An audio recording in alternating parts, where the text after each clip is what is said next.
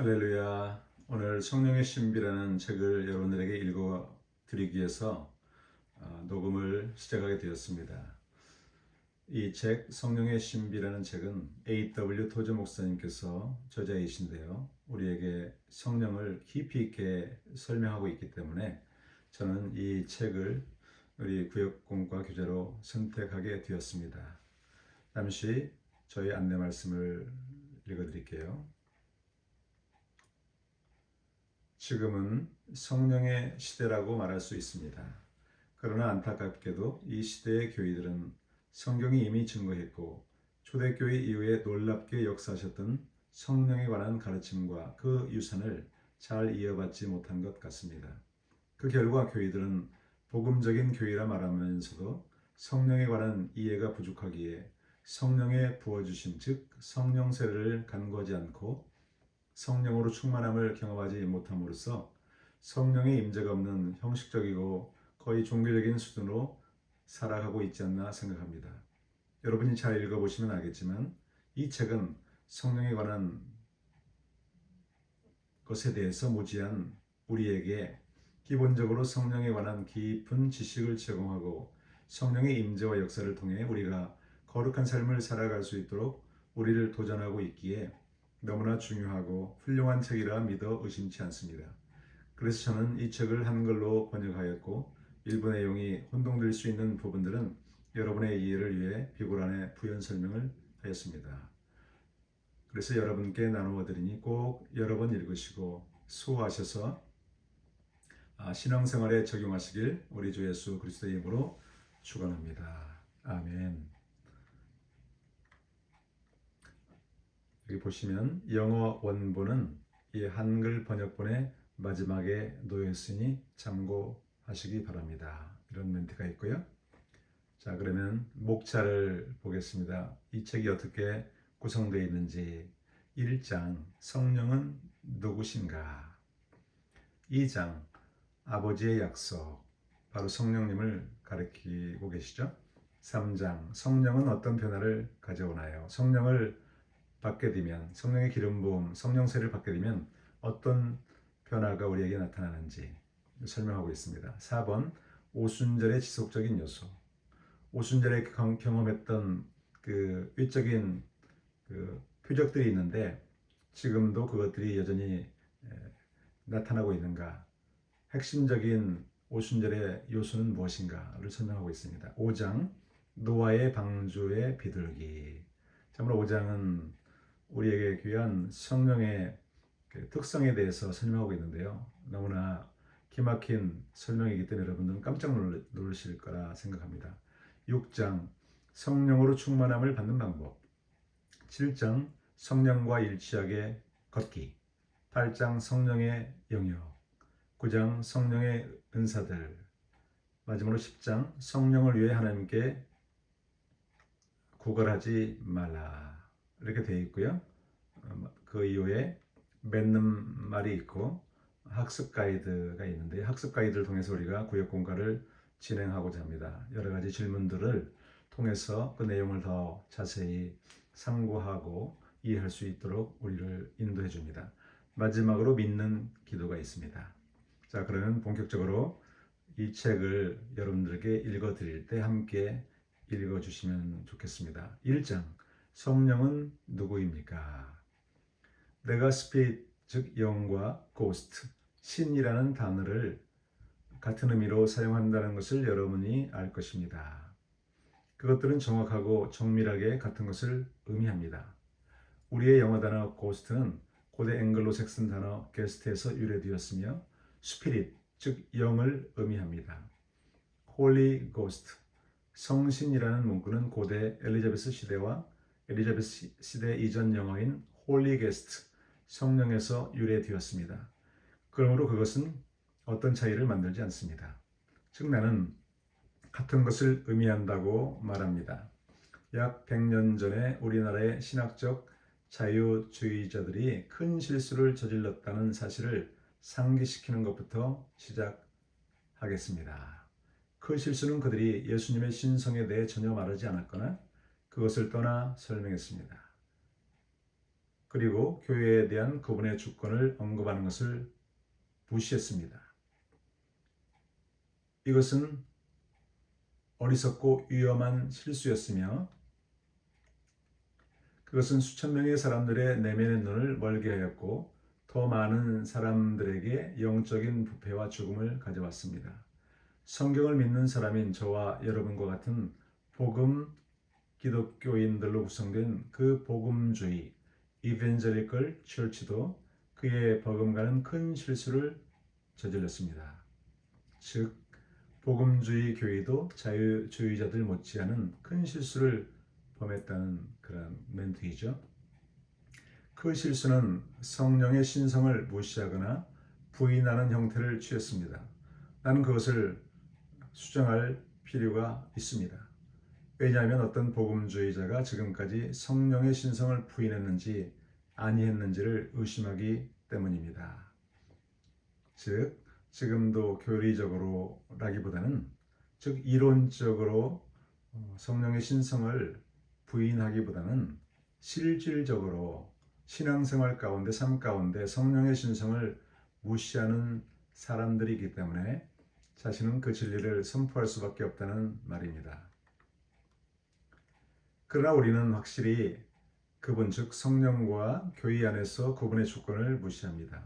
즉 저자는 우리가 교리적으로 하기보다는 실질적으로 성령의 주권을 무시하는 문제를 말하고 있습니다. 이 결과가 너무 치명적이기 때문입니다. 성령을 존중하지 않는 이러한 실패는 교회 내에서 많은 황폐화를 가져왔습니다. 첫째, 교회의 교제는 온화한 종교적인 맛을 지닌 사회적 징계로 변질되었습니다. 나는 종교와 관련되어 신을 원하지도 않고 그것과 연관하여 어떤 것도 원하지 않습니다. 즉 성령이 없는 교회의 교제를 원하지 않는다는 말입니다. 나는 존경심을 주기 위해 약간의 기독교적 요소를 가미한 노부인 사교 클럽에 결코 관심을 가질 수 없었습니다. 나는 모든 것을 원하거나 아무것도 원하지 않습니다. 나는 하나님을 원합니다. 그렇지 않으면 나는 나가서 다른 사람이 되는 것이 매우 행복합니다. 나는 주님께서 내가 내 행위를 아노니 내가 차지도 아니하고 뜨겁지도 아니하도다. 내가 차든지 뜨겁든지 하기를 원하노라. 요한계시록 3장 15절 말씀. 그 말씀을 말씀하셨을 때 그러한 것을 염두에 두고 계셨다고 생각합니다. 둘째로 성령을 존중하지 않는 또 다른 결과는 너무나 많은 비영적이고 전혀 영적이지 않고 반영적인 특징이 교회에 들어왔다는 것입니다. 일반 교회는 찬송가와 성경으로 운영할 수 없습니다. 교회는 성경을 가지고 시작했고 찬송가집을 개발했는데 수년 동안 그것으로 충분했습니다. 이제 일부 사람들은 행복을 유지하는 데 필요한 최소한 한 대의 장비가 없으면 하나님을 섬길 수 없습니다. 사람들을 사로잡아 사람들을 계속 찾아오게 만드는 이 모든 매력은 좋을 수도 있고 고귀할 수도 있고 값싸고 품위를 떨어뜨릴 수도 있고 거칠 수도 있고 예술적일 수도 있습니다. 하지만 그것은 누가 쇼를 진행하는지에 달려 있습니다. 문제는 성령님이 매력의 중심이 아니고 그 주님이 즉 성령님이 주관하시는 분이 아니기 때문에 우리는 사람들을 행복하게 하고 계속해서 찾아오도록 하기 위해 온갖 종류의 반성경적이고 비성경적인 횡설수설을 가져와야 합니다. 끔찍한 부분은 이것이 사실이라기보다는 반드시 그럴 필요가 있다는 점입니다. 즉 교회 리더들이 꼭 그렇게 하고 있기 때문에 너무 끔찍하다는 말입니다. 큰 불행은 종교적인 장난감이나 사소한 일들이 존재하지 않아서가 아니라 그들을 위한 그 필요성입니다. 그것들은 그 영원한 영의 임재, 그 성령의 임재가 우리 가운데 있지 않기 때문입니다. 즉 교회에 성령의 임재가 없으므로 그러한 인간적인 수단들을 사용하고 있다는 말입니다. 이 시대의 비극과 재앙은 우리 자신의 영들을 지탱하기 위해 이러한 일들을 함으로써 그분의 부재를 보충하려고 하는 것입니다. 나는 시카고에서 한 설교에서 어떤 교회들은 너무나 완전히 하나님의 손에서 벗어났기 때문에 성령께서 그들에게서 물러가시면 석 달 동안 그것을 발견하지 못할 것이라고 언급한 적이 있습니다. 그들이 평소부터 그분의 임재, 성령의 임재를 알지 못했었기 때문에 그럴 수밖에 없다는 것이죠. 그 한 여성으로부터 전화를 받았습니다. 전화기 너머로 미스터 토저 씨, 저는 당신 교회의 회원이 아닙니다. 저는 북쪽에 있는 교회의 교인입니다. 이렇게 자신을 소개했습니다. 만일 여러분이 그 위대한 도시에 대해 아는 것이 있다면 당신이 북쪽에 있는 것이 다른 주에 있는 것과 같다는 것을 아실 것입니다. 그녀는 어젯밤에 당신 교회에 갔다가 성령께서 그들을 버리시면 결코 그 교회를 발견하지 못할 교회가 있다는 당신 말을 들었습니다. 토저씨, 우리 교회에서 그런 일이 일어났다는 것을 당신이 알아주셨으면 합니다. 그녀의 목소리는 부드럽고 부서졌으며 비판도 없었으며 나는 그녀를 위로하려고 노력했습니다. 나는 글쎄요, 아마도 그분이 슬퍼하기도 하고 아니면 아마도 그분에게 그분의 자리가 주어지지 않으셨을 수도 있습니다. 라고 말했습니다. 아니요, 그녀가 말했습니다. 그건 다 지나간 일이에요, 도저씨. 우리는 우리 교회에서 지속적으로 성령님을 거부해 왔기 때문에 성령님은 사라졌습니다. 그분은 이제 여기 없어요. 이제 나는 그녀가 옳은지 아닌지를 의심합니다. 나는 하나님의 영이 교회를 완전히 떠난다는 것을 믿지 않습니다. 그러나 그분 성령님은 배의 뒷부분에서 잠드셨던 우리 구주 예수님처럼 잠들 수 있고 자신을 알리지 않고 몇 년 동안 우리가 그분 없이 살아갈 수 있게 하실 수 있습니다. 이것을 완전히 이해하려면 머리를 세게 흔들고 대학을 졸업한 이후로 좋은 운동을 하지 못한 세포 중 일부를 깨우시기 바랍니다. 조금은 낯선 일에 대해 저와 함께 생각해 보시길 바랍니다. 간단한 질문을 하나 던져보겠습니다. 성령이란 무엇입니까? 우선 영은 물질과는 또 다른 존재 방식입니다. 당신은 한 물건을 집어들고 튕길 수 있습니다. 그 물건은 물질입니다. 당신과 나는 물질로 구성되어 있습니다. 당신이 가지고 있는 그 머리는 물질입니다. 그것은 존재의 한 가지 방식일 뿐이지만 또 다른 존재 방식이 있는데 그것이 바로 영입니다. 스피릿입니다. 물질과 영의 차이점은 물질은 무게, 크기, 색상, 그리고 공간 확장을 갖는다는 것입니다. 그것은 측정할 수 있고 무게를 달 수 있으며 형태를 갖고 있습니다. 그러나 성령은 물질적이지 않습니다. 물질이 아닙니다. 그러므로 그분은 무게나 크기, 모양, 공간의 확장을 가지지 않습니다. 영의 한 가지 능력은 물질과 사물들, 모든 실체들, 그것들을 꿰뚫는 침투하는 것입니다. 예를 들어 당신의 영은 당신의 몸 어딘가에 거하며 몸을 해치지 않고 몸에 침투합니다. 그것은 또 다른 형태이기 때문에 거기 안에 침투하고 있습니다. 예수께서 부활하셔서 더 이상 단순한 물질이 아니셨을 때 그분은 어쨌든 벽을 통하여 잠긴 방에 들어가셨습니다. 예수님은 전혀 문을 열지 않은 채 그 방으로 침투하여 들어가셨습니다. 그분은 죽기 전에는 그렇게 하실 수 없으셨지만 죽음 후에는, 즉 부활 후에는 그렇게 하셨습니다. 그렇다면 영은 또 다른 종류의 실체, 즉 본질입니다. 그 영은 물질적인 것들과는 다르며 인격을 꿰뚫을 수 있습니다. 당신의 영은 당신의 인격에 침투할 수 있습니다. 한 인격은 다른 인격에 침투할 수 있습니다. 어떻게죠? 그의 영을 통하여입니다. 성령은 당신의 인격과 당신의 영에 침투할 수 있습니다. 성경은 고린도전서에서 이것을 언급합니다. 사람의 일을 사람 속에 있는 영 외에 누가 알리요? 이와 같이 하나님의 일도 하나님의 영 외에는 아무도 알지 못하느니라. 고린도전서 2장 11절. 그러므로 하나님의 영은 사람의 영에 침투하실 수 있습니다. 내가 무엇이 성령이 아닌 것인지를 언급하겠습니다. 성령은 열심이 아닙니다. 열정이 아니라는 말씀이죠. 어떤 사람들은 열정을 갖고 그것이 성령이라고 상상합니다. 그들은 그것이 성령으로 기름 부음 받은 예배라고 생각하면서 노래에 대해 열중합니다. 그리고 그들은 그것이 성령이라고 상상합니다. 열심은 성령이 아닙니다. 왜냐하면 그 사람들이 나가서 세상과 똑같이 살기 때문입니다.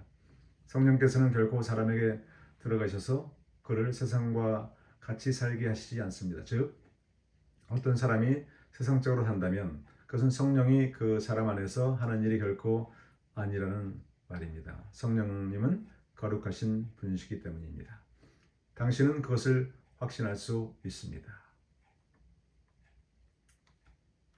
그런데 우연하게도 그것, 즉 이 다음에 나오는 내용입니다. 그것은 바로 대부분의 사람들이 성령 충만을 원하지 않는 이유입니다. 그들은 자신이 살고 싶은 방식대로 살기를 원하며 옷에 다이아몬드 핀이나 매우 아름다운 것을 달고 있는 것처럼 성령을 약간의 추가 요소로 갖기를 원합니다. 그들은 성령을 추가된 무엇인가가 되는 것을 원하지만 성령은 하나의 추가품이 되지 않을 것입니다. 성령님은 주님이셔야 합니다. 아멘. 그렇지 않으면 그분은 전혀 오시지 않을 것입니다. 잭 프로스트가 추운 날씨의 의인화이고 산타클로스가 누군가에게 넥타이를 주고 싶어하는 의인화인 것처럼 성령은 용기나 에너지나 모든 좋은 품질들의 의인화가 아닙니다. 성령은 어떤 것의 의인화가 아닙니다. 그러나 성령도 당신이 한 사람인 것처럼 한 사람이십니다. 그분은 한 사람의 모든 특성 혹은 품질을 갖고 있습니다. 성령은 실체를 갖고 있지만 물질적인 실체를 갖지 않습니다. 그분은 개성이 있습니다. 그분은 한 분의 존재이지 다른 존재가 아닙니다. 그분 성령님은 의지를 갖고 있고 총명을 갖고 있고 감정을 갖고 있고 지식과 동정심을 갖고 있으며 사랑하고 보고 생각하고 듣고 말하고 바라고 슬퍼하고 기뻐하는 능력을 갖고 있습니다. 아멘. 그리고 예수께서는 성령에 관해 말씀하셨습니다. 내가 아버지께로서 너희에게 보낼 보혜사 곧 아버지께로서 나오시는 진리의 성령이 오실 때에 그가 나를 증거하실 것이요. 요한복음 15장 26절 말씀. 나는 성령은 물질이 아니라 영이라고 말했습니다. 그분 성령님은 인격이십니다. 그분은 개체이십니다. 그분은 지성, 사랑, 기억력을 갖고 있으며 당신과 소통할 수 있습니다. 그분은 당신을 사랑하실 수 있으므로 당신이 그분을 슬프게 할 때 슬퍼하실 수도 있습니다. 당신이 그분에게 등을 돌린다면 모든 친구가 그럴 수 있듯이 그는 식어지거나 소멸될 수 있습니다. 물론 당신이 그분에게 상처를 입혔기 때문에 그분은 상처받은 침묵 속에 잠잠해질 것입니다. 그러므로 우리는 성령을 상하게 할 수 있습니다. 이제 그것은 그분이 무엇인가입니다. 즉 위에 언급된 것들은 성령님이 무엇인가에 관한 것이라는 말입니다. 그러나 성령님은 누구입니까? 여러 해에 걸쳐 교회가 남긴 간증을 생각해 보십시오. 역사적인 교회는 성령이 하나님이심을 일관되게 증거해 왔습니다. 아멘. 일부 교파 교회에 참석한 사람들은 자주 인용되는 니키아 신조를 잘 알고 있습니다. 아타나시안 신조라는 또 다른 신조가 있습니다. 한 사람이 일어나서 예수는 선한 사람이고 위대한 사람이지만 그는 하나님이 아니라고 말했을 때 그런 일이 일어났습니다. 즉 그 당시 예수님의 신성을 부인하던 이단들로 인해서 좀 전에 언급한 것처럼 예수는 선한 사람이고 위대한 사람이지만 하나님이 아닙니다 라고 라는 이단적인 말을 했을 때 아타나시아 신조가 만들어졌다 이런 말입니다. 그분은 이단들에게 신성하지도 않으셨고 삼위일체의 제2위도 아니셨습니다. 이 이단에 대해 대응으로 또 다른 사람 아타나시아는 성경이 예수가 하나님이라고 가르친다고 선언함으로써 대응했습니다. 이 교리를 둘러싸고 온갖 논쟁이 벌어졌습니다. 마침내 어떤 사람들이 아타나시아를 찾아와서 아타나시아야, 이 일로 온 세상이 너를 반대한다라고 말했습니다. 그는 그렇다면 나는 전 세계에 반대하는 것입니다 라고 말했습니다. 그는 그들이 자신을 반대하는 것을 꺼리지 않았고 자신의 입장을 고수했습니다. 아멘. 이것은 니스에서 열린 큰 모임에서 최고조에 이르렀고 그로부터 아타나시아 신조가 나왔습니다. 교부들은 함께 모여 삼위일체 하나님에 관해 성경이 말하는 말을 분석했습니다. 우리 대부분은 종교소설을 읽느라 너무 바빠서 전혀 읽지 않습니다. 그러므로 저는 여러분을 약 1300년 전으로 데려가 하나님이 누구이신지에 대해 우리 조상들이 말하는 것을 듣는 것이 유익할 것이라고 생각했습니다. 아타나시안 신조의 요약입니다. 구원받으려는 사람들은 누구든지 모든 일에 앞서서 보편적인 즉 기독교적인 크리스천 믿음을 갖는 것이 필요합니다. 각 사람이 온전하고 더럽혀지지 않게 지키는 것 외에 어떤 믿음으로도 의심할 바 없이 그는 영원히 멸망할 것입니다. 무슨 말인가 하면 각 사람이 참된 믿음을 갖고 그 믿음을 온전하게 지키지 않으면 반드시 멸망할 것이다. 이런 말씀입니다. 그리고 보편적 믿음, 보편적 신앙은 이것입니다. 우리가 삼위일체 안에서 한 하나님, 그리고 일치 안에서 연합 안에서 삼위일체를 예배하는 것입니다. 그 율격들을 혼동하지도 않고 그 실체를 나누지도 않습니다. 왜냐하면 아버지의 율격이 있고 아들의 율격이 있고 성령의 율격이 있기 때문입니다. 그러나 성부와 성자와 성령의 신격은 모두 하나이시며 영광은 동등하시고 위엄은 영원하십니다. 아버지가 그러하시며 아들도 그러하시고 성령도 그러하십니다. 창조되지 않은 아버지, 창조되지 않은 아들, 창조되지 않은 성령. 아버지를 이해할 수 없고 아들도 이해할 수 없고 성령도 이해할 수 없습니다. 아버지는 영원하시고 아들은 영원하시고 성령은 영원하십니다. 그러나 그들은 세 명의 영원자가 아니라 하나의 영원자입니다. 창조되지 않은 분이 세 분이 있는 것이 아니고 이해할 수 없는 분이 세 분이 있는 것이 아니라 창조되지 않은 분이 한 분이 있고 이해할 수 없는 분이 한 분이 있기 때문입니다. 마찬가지로 아버지도 전능하시며 아들도 전능하시며 성령도 전능하십니다. 그러나 그들은 세 분의 전능자가 아니라 한 분의 전능자입니다. 그러므로 성부도 하나님이시고 성자도 하나님이시며 성령도 하나님이십니다. 그러나 그들은 세 하나님이 아니라 한 하나님이십니다. 마찬가지로 성부도 주님이시고 성자도 주님이시며 성령도 주님이십니다. 그러나 세 분의 주님이 아니라 한 분의 주님이십니다. 우리가 기독교 진리에 의해 모든 율격을 하나님과 주님으로 인정하도록 강요받는 것처럼 우리는 가톨릭 종교, 여기서는 보편적 믿음을 갖는 기독교를 지칭합니다. 가톨릭 종교에 의해서 세 명의 하나님, 세 명의 주님이 있다고 말하는 것이 금지됩니다. 아버지는 아무 것으로부터 만들어지지 않았습니다. 즉 창조되지도 않았고 나시지도 않았습니다. 아들은 오직 아버지에게서만 나셨습니다. 즉 만들어지지도 않았고 창조되지도 않았으며 그러나 나셨습니다. 성령은 성부와 성자에게서 나오셨습니다. 즉 만들어지지도 않았고 창조되지도 않았고 나시지도 않으셨으며 그러나 나오셨습니다. 그러므로 세 아버지가 아니라 한 아버지가 계십니다. 새 아들이 아닌 한 아들, 새 성령이 아니라 한 성령입니다. 그리고 이 삼위일체 안에는 다른 것보다 앞이나 뒤에 있는 것이 없습니다. 어느 것도 다른 것보다 크거나 작지 않습니다. 그러나 삼위일체는 함께 영원하시고 동등하십니다. 그러므로 위에서 말한 바와 같이 만물에 있어서 삼위일체 안에서 연합 혹은 일치, 연합 안에서 삼위일체는 숭배되어져야만 합니다. 예배를 그분들이 받으셔야만 한다는 말씀이죠. 그러므로 구원받을 사람은 삼위일체 하나님을 생각해야만 합니다. 더욱이 사람이 우리 주 예수 그리스도의 성육신을 신실하게 믿는 것이 영원한 구원에 필요합니다. 올바른 믿음은 우리 주 예수 그리스도 하나님의 아들이 하나님과 사람이심을 믿고 고백하는 것입니다. 즉 그분은 세상보다 먼저 나신 아버지의 실체를 지닌 하나님, 그리고 세상에 태어나신 그분의 육체의 어머니 마리아의 본질을 지닌 사람입니다.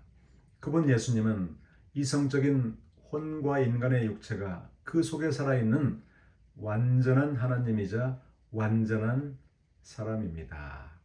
그분은 그분의 신격에 있어서는 아버지와 동등하시고 그분의 인성에 있어서는 아버지보다 열등하십니다.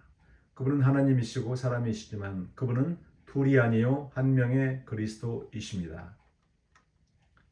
신격이 육신으로 변화하신 것이 아니요 인성을 하나님 안으로 취하심으로 한 분입니다.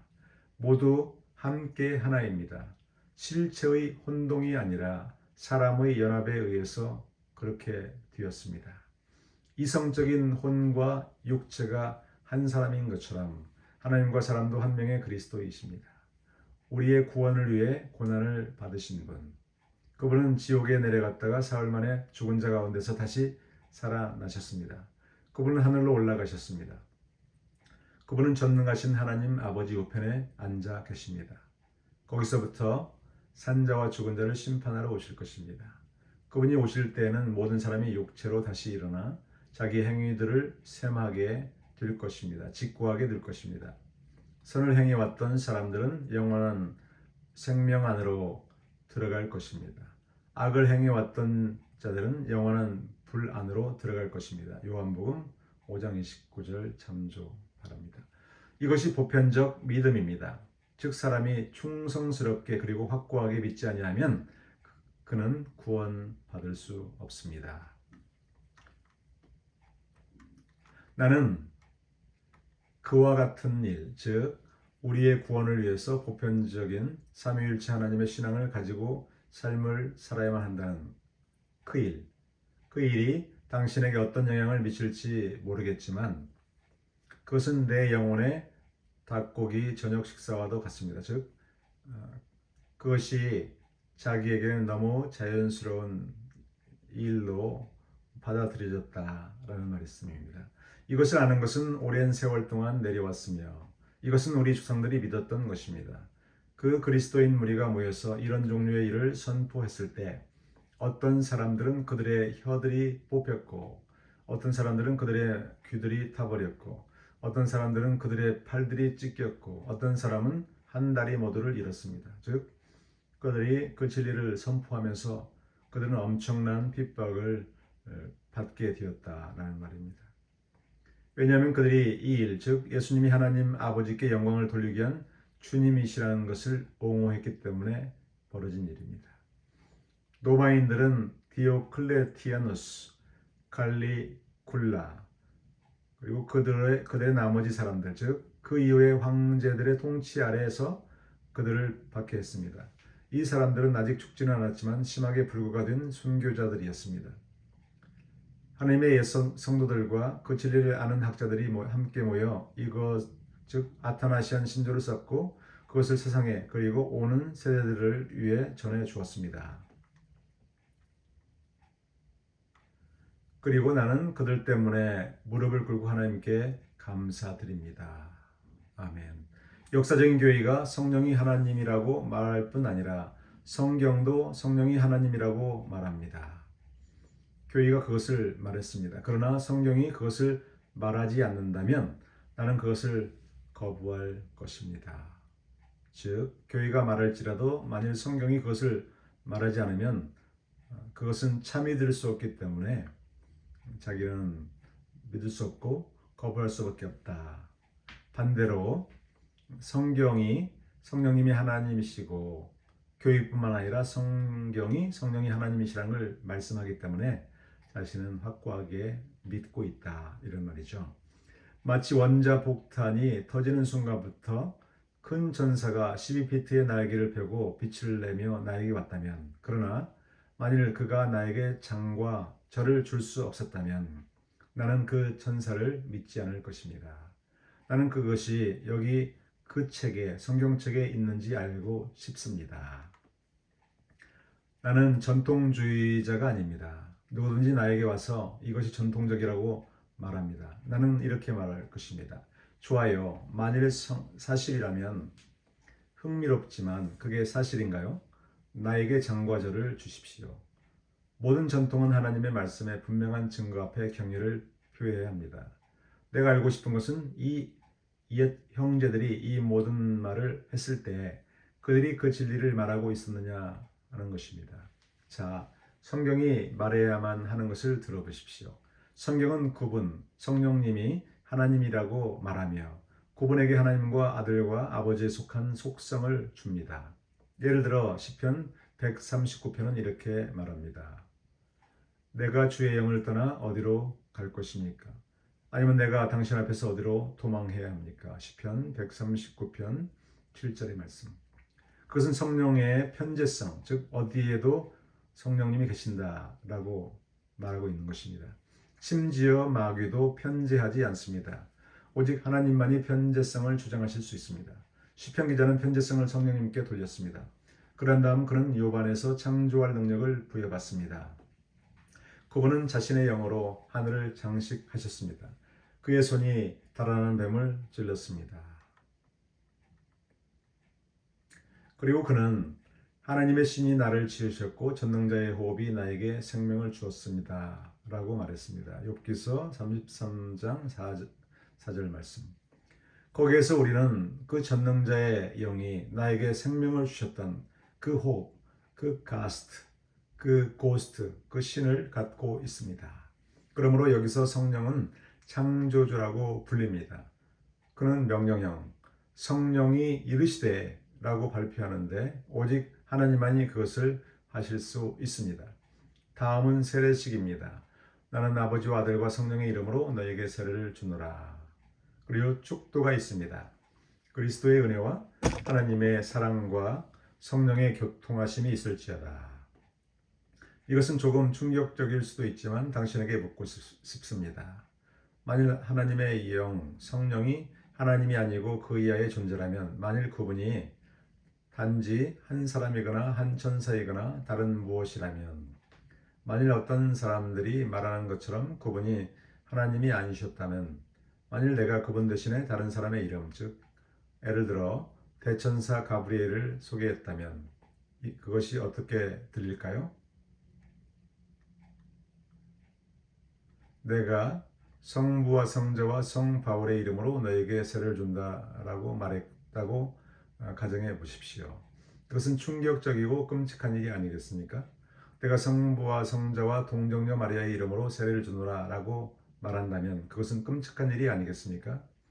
왜냐하면 당신은 성 바울에게 신격을 돌릴 수 없기 때문입니다. 우리가 동정녀를 존경하더라도 당신은 그녀에게 신격을 돌릴 수는 없습니다. 왜냐하면 그녀는 우리 주님의 육신의 어머니였기 때문입니다. 그녀는 우리 주님의 몸의 어머니이지만 주님의 신성의 어머니는 아닙니다. 왜냐하면 그분의 신성은 창세 전부터 있어 왔기 때문입니다. 성령님의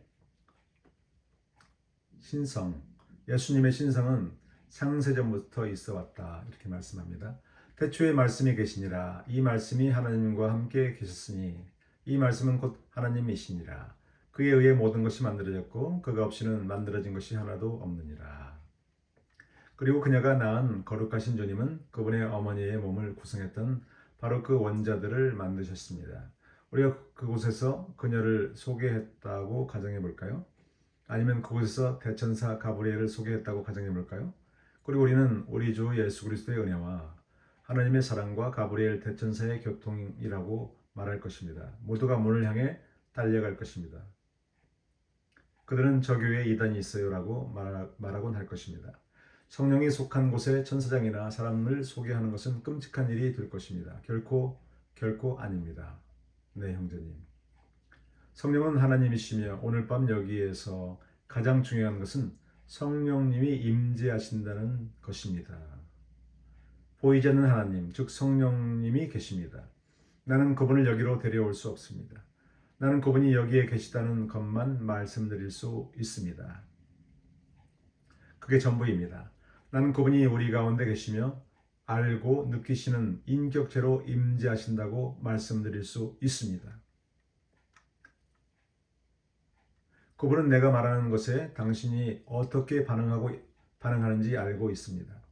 그분은 당신이 왜 왔는지 알고 있습니다.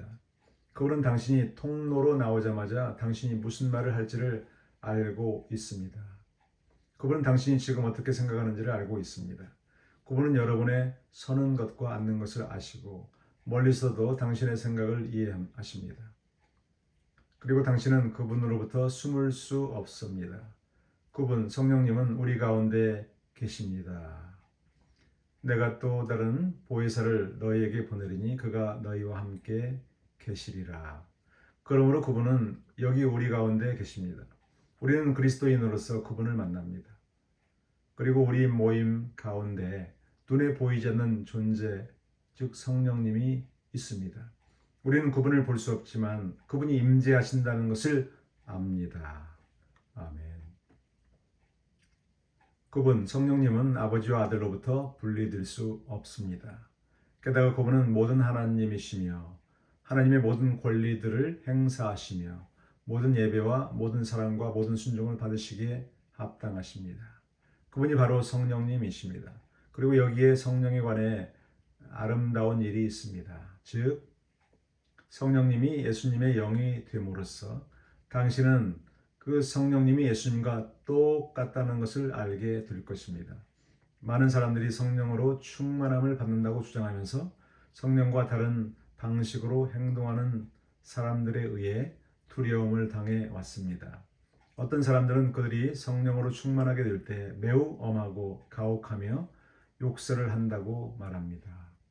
다른 사람들은 이상한 일을 하면서 그것이 성령이라고 말합니다. 그 말은 그들의 말이 거짓이라는 말을 하고 있습니다.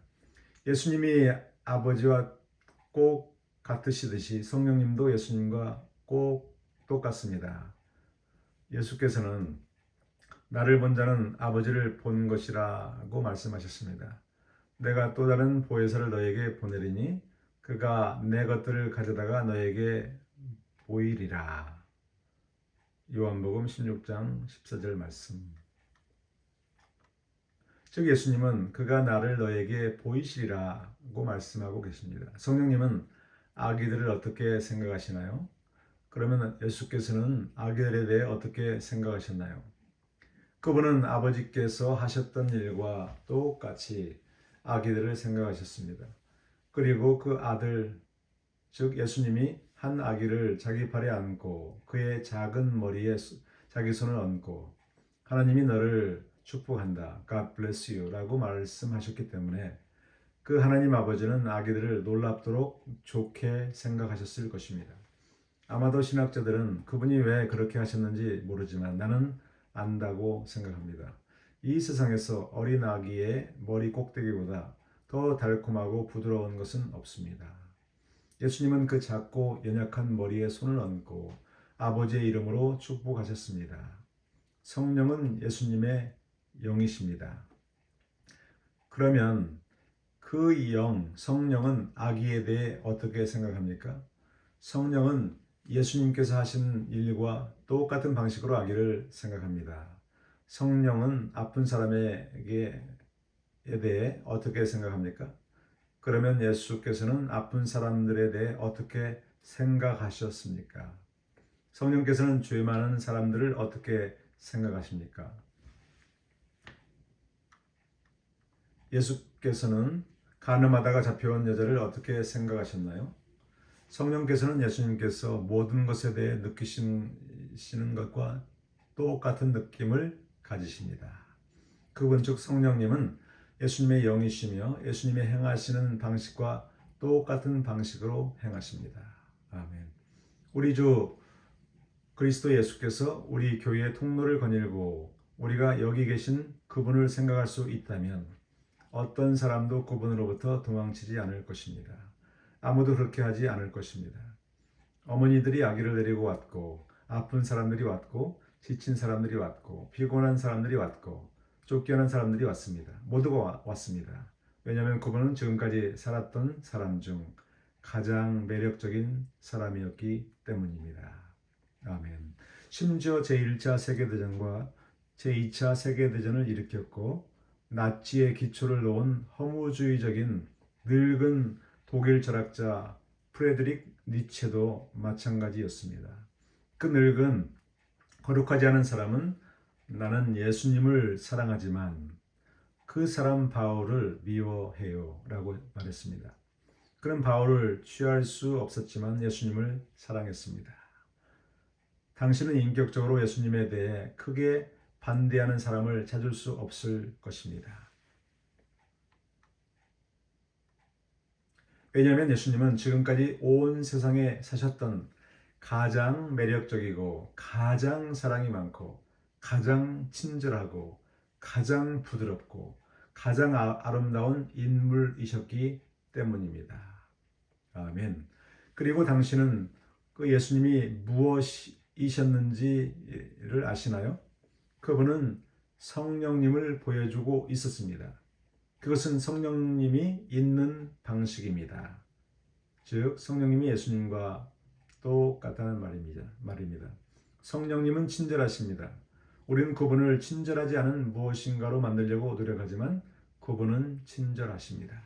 그분은 친절하시기 때문에 슬퍼하실 수도 있습니다. 우리는 그분을 무시하고 저항하고 의심하고 그분을 대적해서 죄를 지음으로써 그분을 슬프게 할 수 있습니다. 우리는 그분께 순종하기를 거부하고 그분께 우리의 등을 돌림으로써 그분을 슬프게 합니다.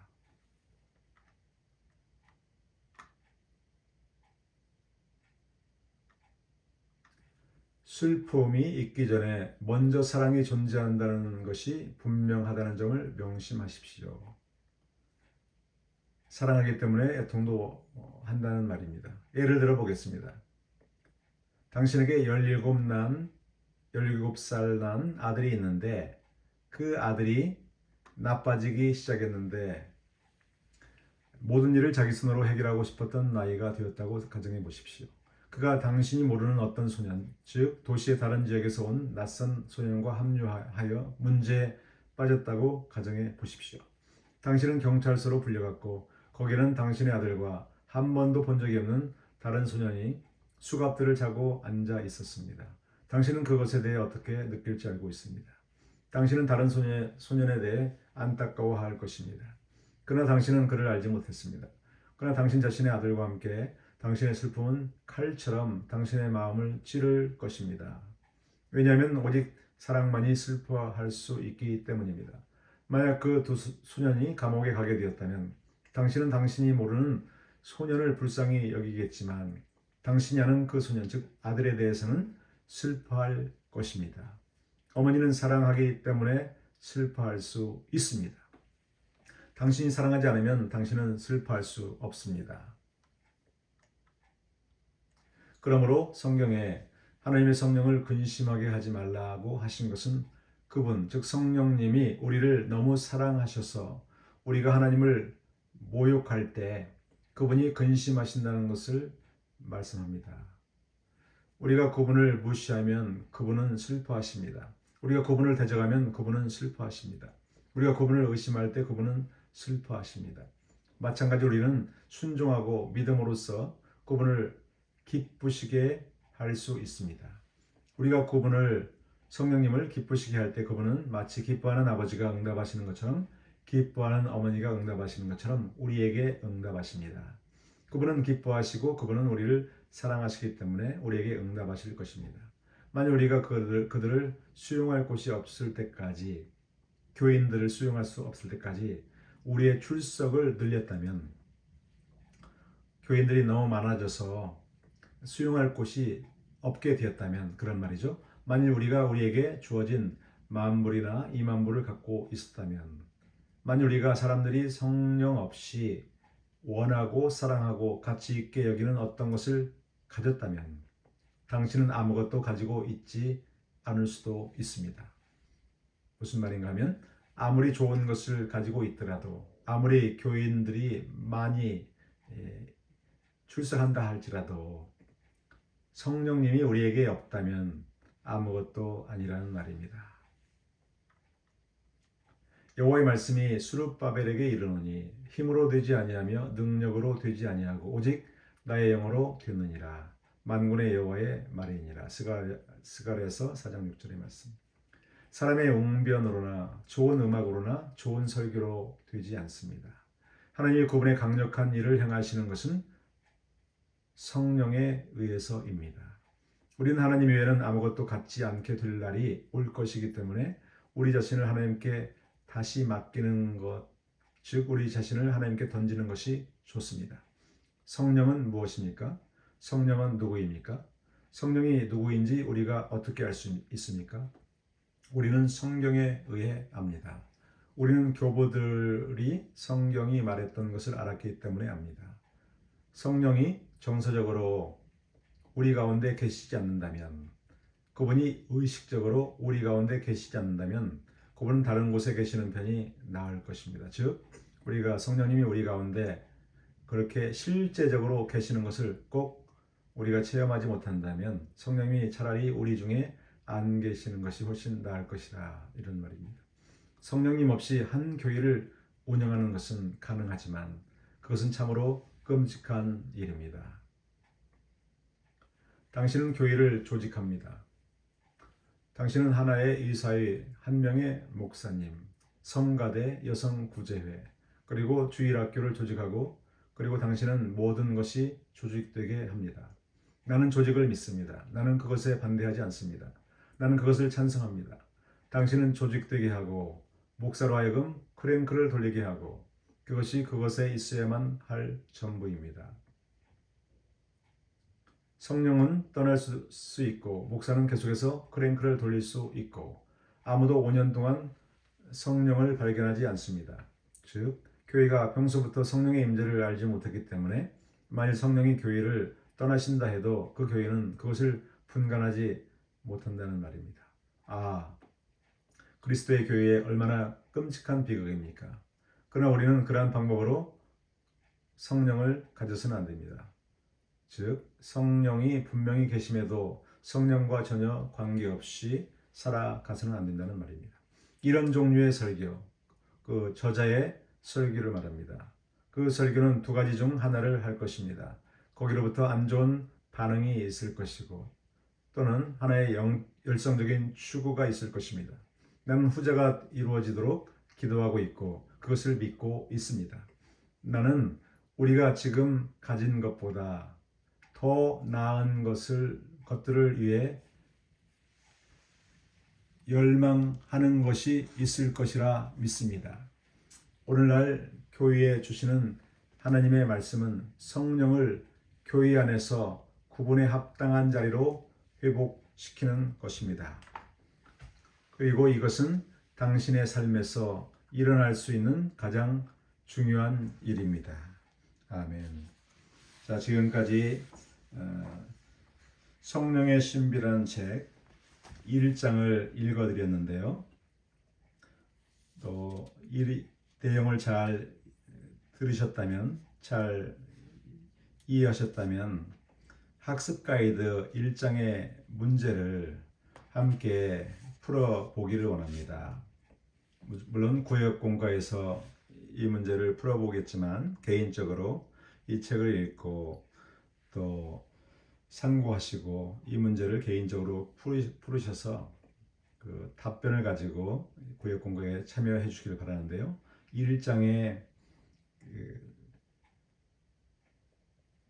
대용 질문은 무엇인가 하면 약 100년 전에 미국의 신학적 자유주의자들이 저지른 실수는 무엇이었습니까? 1장의 1번의 문제입니다. 추가적으로 복음주의 교인은 어떤 실수를 저질렀나요? 2번 문제는 아타나시우스 신조는 무엇에 관한 것입니까? 3번 성부와 성자와 성령의 관계는 무엇입니까? 추가적인 질문, 성령님을 하나님으로 믿는 것은 실질적으로 무엇을 의미하나요? 이론적인 질문이 아니라 실질적으로 성령님을 하나님으로 믿는 것은 무엇인가? 우리 삶에 어떻게 나타나야 되는가? 이런 질문이죠.